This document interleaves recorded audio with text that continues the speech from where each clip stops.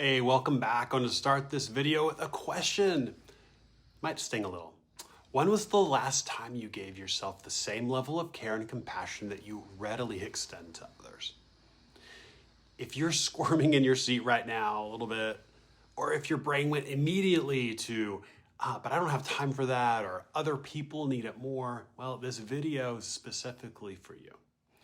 We're going to dive into what I call the abundance paradox. It's this phenomenon where you create rest, abundance, and healing for everyone else around you while running on absolute empty yourself. This pattern becomes especially obvious during late summer, which is traditionally harvest season, okay? It's a time of abundance, just work with me, a time of abundance and gathering. But for many of my clients, late summer actually feels more like a time of depletion and overwhelm. And there's a very specific reason why. So I'm going to tell you about one client in particular named Marcy. Well, she's one of my clients who perfectly embodied this paradox. She was the person everyone called on when they needed advice. Sound familiar? She had an incredible ability to see exactly what others needed for their own healing and would spend hours researching solutions, sending thoughtful resources, and providing emotional support. Her friends would actually joke that she should charge for therapy because she was so insightful about everyone's patterns and their needs. But when it came to her own life, well, Marcy was completely stuck. She knew exactly intellectually what she needed: better boundaries, more rest, regular meals, stress management, but she couldn't seem to apply any of that wisdom to herself. She'd stay up late helping friends process their relationships while her own nervous system was completely dysregulated. She'd researched the perfect supplements for her sister's anxiety while ignoring her own chronic fatigue. The breakthrough actually came when Maria realized that giving to others felt safe in a way that receiving actually felt dangerous. Her core wound was around worthiness. She had learned early that her value came from how much she could give, not from simply existing. Taking care of herself felt selfish and uncomfortable, but taking care of others actually felt like love and purpose. This is the abundance paradox in action, folks, and it's metabolically devastating, quite frankly. Because when you're constantly giving your energy away while not replenishing your own reserves, your body's going to start breaking down its own resources to keep functioning. Because you're essentially running a deficit that your nervous system has to fund through stress hormones and stored energy. And here's what this looks like physiologically. So your body prioritizes immediate survival over long-term health. So when you're chronically depleting yourself to care for others, well, your system starts shutting down, frankly. It starts shutting down non-essential functions. So your digestion is going to suffer because your nervous system thinks there's no time for proper nutrient absorption. Your sleep quality decreases because your brain won't shut off from managing everyone else's problems in addition to your own. Your immune function actually weakens because your body is putting all its resources towards stress response rather than repair and restoration.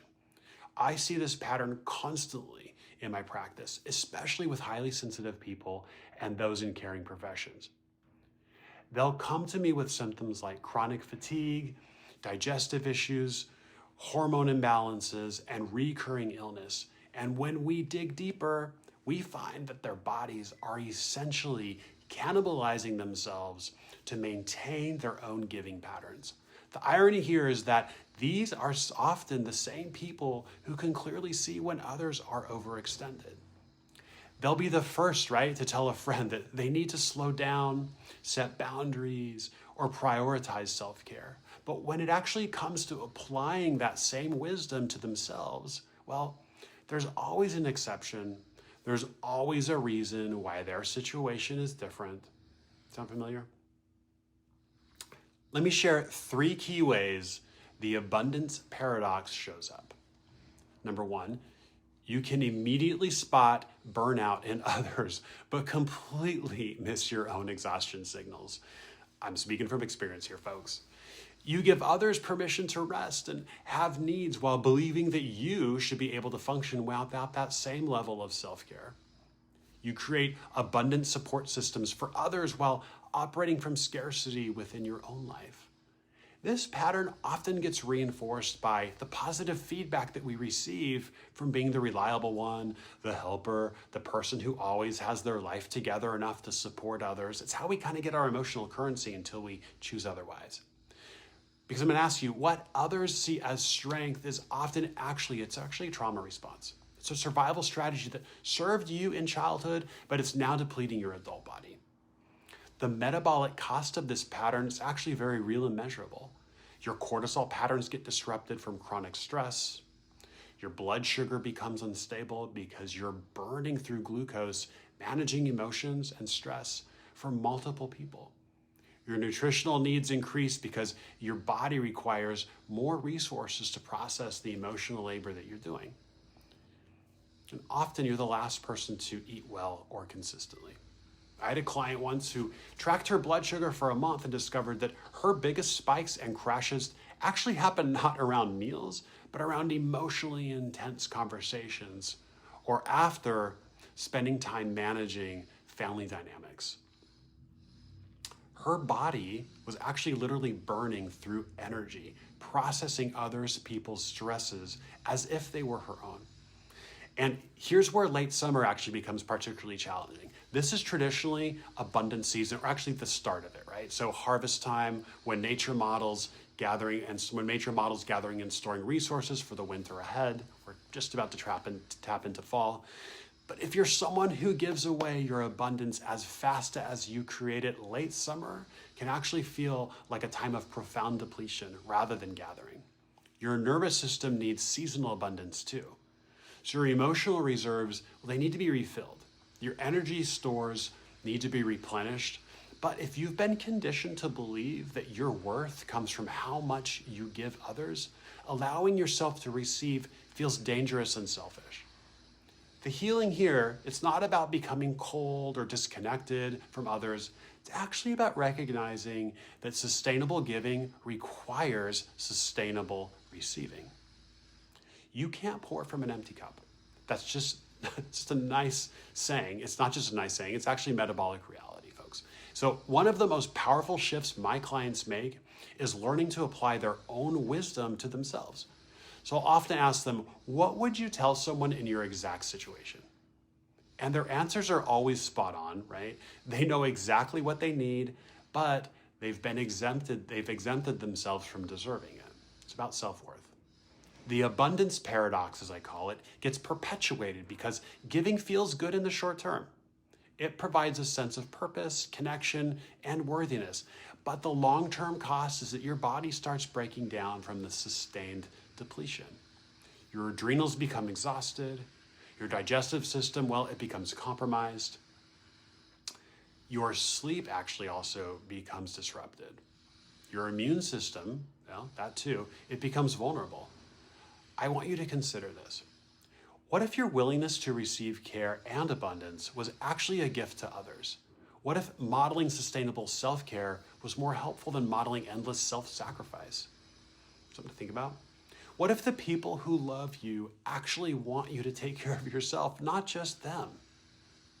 Breaking the abundance paradox requires rewiring some deep beliefs about worthiness and value. It means learning to tolerate the discomfort of receiving without immediately giving back, to live in that space. It means setting boundaries around your energy that might disappoint others in the short term, but preserve your health and, frankly, the relationships in the long term. And as we move through late summer into fall, I want to challenge you to practice gathering abundance for yourself too. Schedule rest like the most important appointment that it is. Sleep like your life depends upon it. Say no to requests that would deplete your reserves. Apply the same standards of care to yourself that you apply to the people that you love. Your body truly is keeping the score of every time you've chosen others' comfort over your own basic needs. It's time now to start treating yourself like someone that you are responsible for caring for, because you are. The sustainable way to care for others is first to ensure that your own cup is full enough to share from abundance, rather than from a space of scarcity. And in my next video, I'm going to share specific strategies for rebuilding your energy reserves without guilt and how to set boundaries that really truly protect your nervous system during busy seasons. So tune into the next video. Can't wait to see you there. Subscribe if you haven't done it already, and I'll see you in the next one.